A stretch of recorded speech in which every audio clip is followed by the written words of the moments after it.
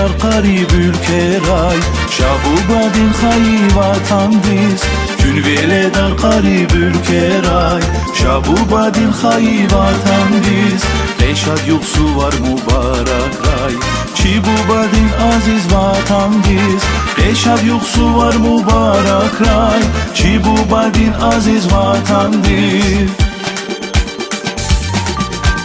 Gilx kacna pırayız Melme xerçi burayız Eteç muqaqiliyan Uzarikli xerayız Gilx kacna pırayız Melme xerçi burayız Eteç muqaqiliyan Uzarikli xerayız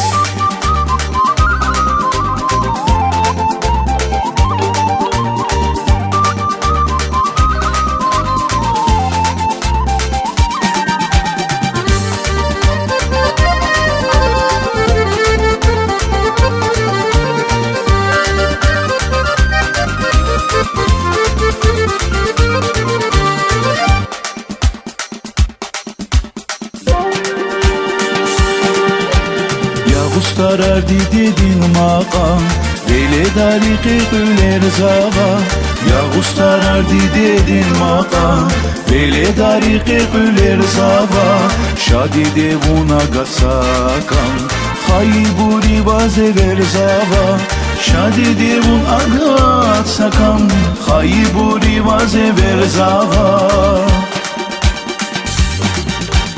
Gilx kacna kılayız Melme xerçi burayız Ekeç muqaqiliyan Uzarikli xerayız Gilx kacna kılayız Melme xerçi burayız Ekeç muqaqiliyan Uzarikli xerayız Gilx kacna kılayız Melme xerçi burayız Ekeç muqaqiliyan Uzarikli xerayız Gilx kacna kılayız Melme xerçi burayız Ekeç muqaqiliyan Uzarikli xerayız Çok sağ olun.